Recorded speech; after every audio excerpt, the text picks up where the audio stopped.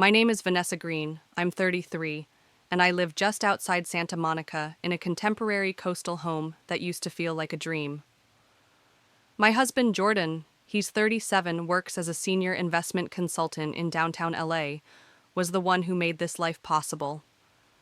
I used to work in fashion merchandising, but after we got married, we agreed I'd stay home, not just to run the house, but to keep up appearances, take care of the social side, and if I'm being honest, because I didn't want the stress. Jordan works long hours and brings in more than enough for both of us. I always assumed that was the unspoken agreement he provides, and I maintain the lifestyle. Except lately, he's been less tolerant. That night, we'd both had long days, but in different ways.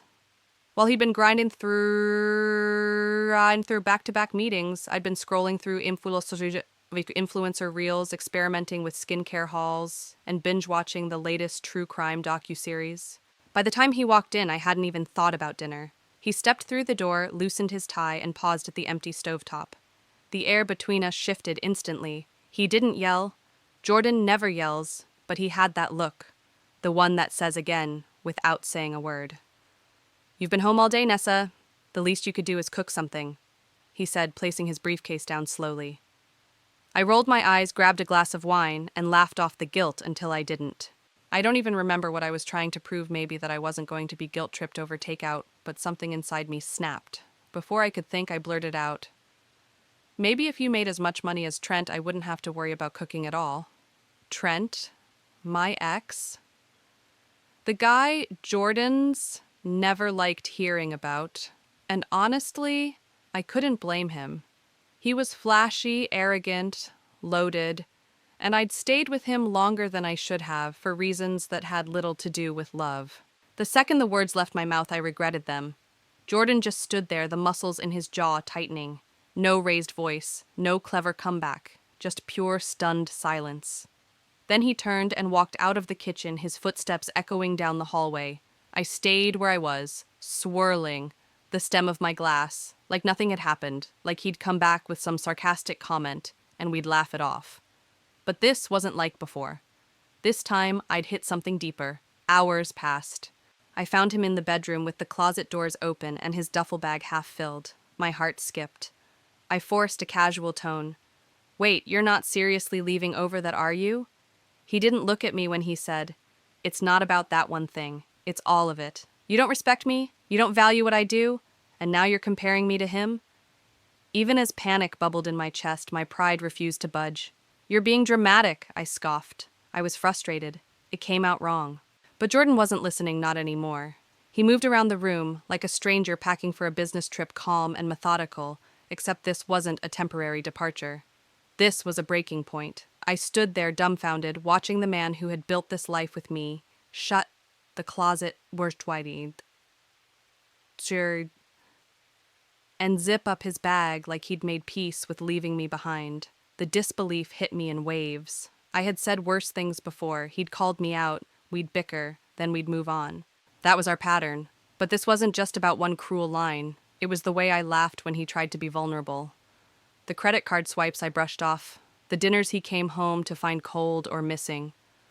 It was years of pushing his limits and thinking he'd never really walk. He paused in the doorway, looking around the bedroom one last time.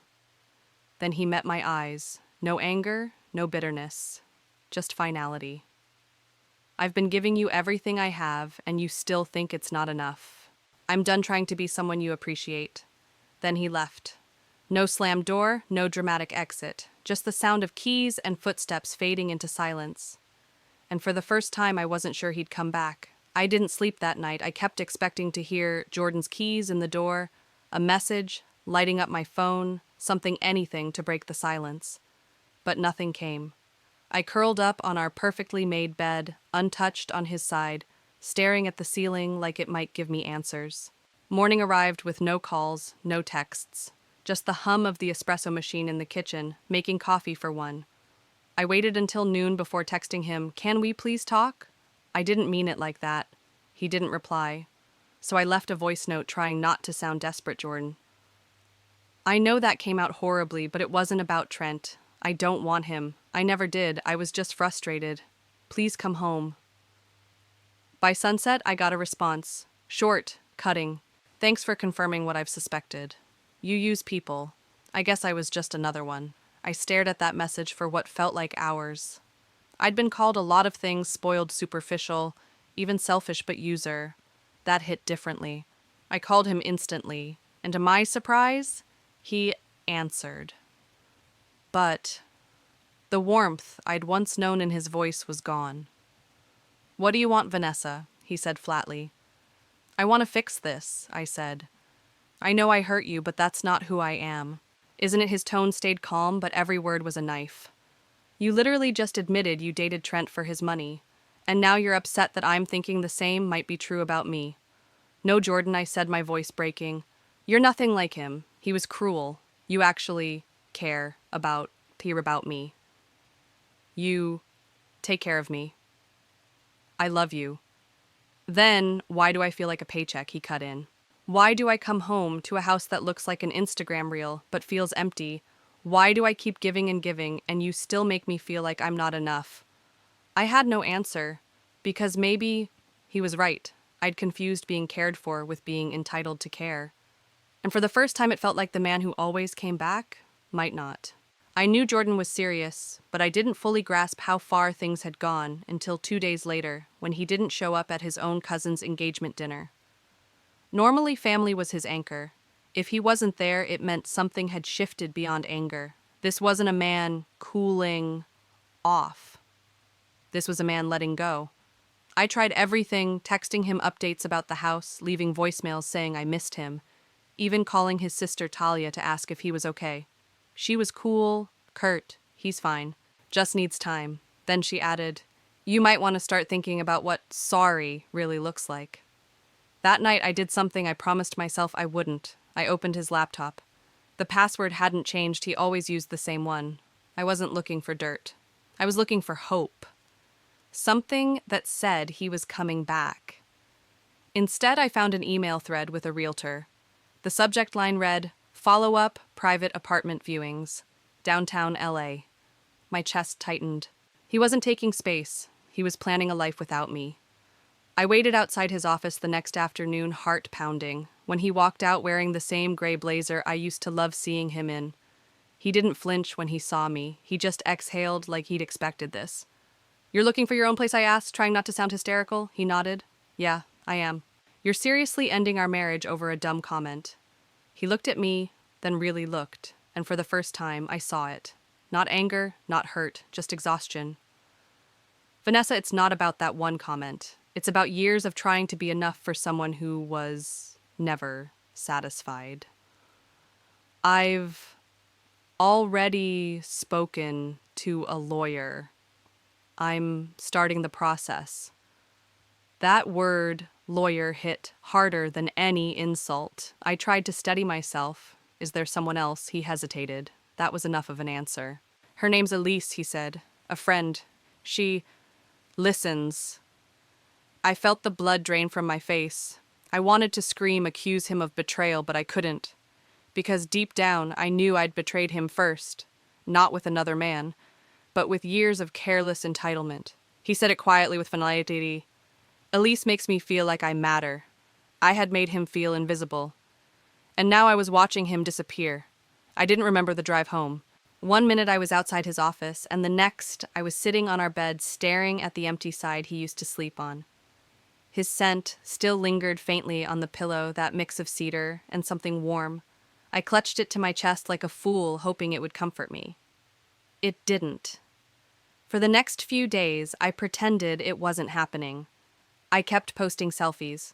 I went to brunch with my friend Camille and told her we were just working through stuff. But inside, I was unraveling. Every corner of the house felt colder, quieter. Every little routine, his toothbrush still in the holder, the shoes he forgot by the door, became a reminder that I'd pushed him too far. Then the envelope arrived, thick, cream-colored, from a law firm in Westwood. I didn't even have to open it to know what it was, the petition for divorce. That night I called him. I don't know what I thought would happen, some dramatic apology, a second chance, but when his voicemail clicked on, I broke down. Not crying, not at first, just silence. Then the words, "I didn't mean to lose you, Jordan. I just didn't know I already had." He never called back. I stopped sleeping. I'd lie awake replaying every moment I dismissed him, every time I rolled my eyes at his stories from work or told him, "It's the stakes, your job," when he covered yet another expense. I thought I was being cheeky playful. But now, I heard the weight behind his silences. He hadn't been ignoring me. He'd been holding himself together. I finally texted Elise. "Yeah, I did that. Just one line. Please take care of him." She didn't reply, but maybe that wasn't the point. Maybe I just needed someone to hear me say it out loud. I had lost him. A week later, Jordan came by to pick up the last of his things. He barely stepped inside. Just walked into the hallway, grabbed the box of shoes and old college hoodies, and turned to leave. I stood at the top of the stairs, gripping the railing like it could hold me upright. "Jordan," I said softly. He paused. "I know I didn't deserve you, but thank you for loving me anyway." He looked up at me, his face unreadable. Then he nodded once. "I did. I just wish it had been enough." Then he walked out, and this time I knew he wasn't coming back. After he left for the last time, something in the house changed. It wasn't just the absence of his things. It was the absence of his presence. The light felt different. The air didn't move the same. And the silence, it was deafening. I tried to go about my life like I hadn't been hollowed out from the inside. I still got my hair blown out every Friday, still posted curated snapshots of overpriced brunches and sponsored skincare. But everything felt performative. A hollow echo of a life that used to be real. The house was too big now, too pristine. I stopped using the master bedroom and moved into the guest room just to avoid seeing the empty space where he used to sleep. Every time I passed his closet, now empty, I felt like I was walking through the ruins of my own arrogance. The paperwork moved quickly. Jordan was always efficient, especially when he was hurt. I signed the divorce papers without ceremony, no tears, no drama, just numbness. The kind that creeps in slowly and hardens over time like winter frost on a window pane. I called Camille a few weeks later, hoping for comfort, but even she sounded distant. "Girl, I love you, but you really messed up," she said gently. "You had someone who adored you, and you were too busy chasing a lifestyle to see it. That hurt more than I expected." Maybe because it was true. I used to think I'd always have time to fix things, that there would always be another chance. But some damage doesn't leave bruises, it leaves silence. And that silence, I learned, can last forever. The weeks after our divorce settled into a strange rhythm, equal parts denial and reckoning. I'd wake up late, drift through my morning espresso routine, scroll through old photos of Jordan and me on my phone, then toss it aside when guilt started to sting. At first, I told myself I'd be fine. I'd bounce back. After all, wasn't I the one who always landed on her feet? But slowly the cracks started to show. The credit cards Jordan used to pay off with a sigh, now overdue. The house which once symbolized success had become a weight I couldn't lift on my own. Utilities, maintenance, groceries, things he handled without fanfare felt like looming threats now. I tried applying for jobs in fashion again, but years out of the workforce, and a resume that read like a lifestyle influencer's portfolio, didn't get me far. Then came the loneliness. I hadn't realized how little I'd invested in friendships. Most of the women I used to brunch with were couple friends who slowly stopped texting once word of the divorce spread. And the others. Well, when your life has always been about status, it's hard to ask for support when you're suddenly the cautionary tale. One evening, while decluttering the guest room to sell furniture on Facebook Marketplace, I stumbled across a dusty gift box tucked into the back of a drawer. Inside was a handwritten note from Jordan, an anniversary card I must have tossed aside. I unfolded it, half expecting something generic, but the words stopped me cold, Vanessa. "I know I don't say it enough, but I'd do this life with you again in a heartbeat, even on the hard days. You're my reason. Jay." I sat down on the floor, the weight of it crushing. That version of him, the man who saw me as his reason, was gone. Not because he changed, but because I broke what we had and didn't care to notice until it was too late. 6 months have passed since Jordan walked out, and not once has he turned around. The silence is no longer just quiet, it's a presence. It's in the way no one texts me at night to say they're on their way home. It's in the untouched side of the bed, the perfectly ironed shirts that never leave the closet. The dinner table set for one, because habit is hard to break. He's moved on. I know because I saw it with my own eyes, the new woman, Emily, laughing with him outside a bookstore in Brentwood, the same one we used to browse on rainy Sundays. She looked warm, understated, comfortable in her skin. I wasn't even angry, just leveled. I wasn't replaced by someone flashier or younger. I was replaced by someone kind. And I get it now. It was never about that one cruel sentence. It was the pattern. The years of brushing off his needs, minimizing his feelings, seeing his love as an obligation instead of a gift. I thought he'd always stay because he always had, but even the most loyal hearts break when they're taken for granted long enough. People like Jordan don't leave because of one fight. They leave when they realize they've been loving someone who only loves what they bring, not who they are. I used to think love was about roles. He provides, I enjoy. He bends, I lean. But real love, isn't sustainable without mutual respect, gratitude, and effort. And I gave him none of that when it mattered most. So if you're listening to this and you're still lucky enough to have someone who shows up for you every day, look them in the eyes. Tonight, say thank you. Ask how they're really doing. Don't wait for the suitcase to appear or the silence to stretch so far it becomes permanent. Don't make them beg to feel seen, because the truth is we never think they'll leave until they already have. If this story stirred something in you, don't ignore it. Don't wait until the person you love is packing a suitcase to finally see what they've been carrying for years. Don't brush off their silence or laugh when they're reaching for connection. Love isn't just built on grand gestures. It's built in the quiet moments, the everyday choices to listen, to respect, to show up. Take a hard look at how you speak to the people who love you. Do you honor their effort? Do you hear them when they're hurting, or only when they leave? Because sometimes the damage isn't in the shouting, it's in the sarcasm, the eye rolls, the comparison, the absence of gratitude. And by the time you realize what you've lost, the door has already closed. So tonight, send the text. Say the words, apologize without conditions. Thank them before they're gone. Because no one stays where they feel invisible, and not everyone comes back once they've left. This story isn't just about a careless comment or a marriage falling apart. It's about the silent erosion that happens when we confuse comfort with connection. Vanessa thought maintaining a lifestyle was enough. But what her husband Jordan truly needed wasn't a perfect home or curated appearances. It was to feel seen, valued, and respected. In many relationships, especially where one partner shoulders the financial weight, it's easy to forget that emotional labor, appreciation, and daily respect matter just as much as tangible contributions. Over time, consistent disregard, even unintentional, adds up.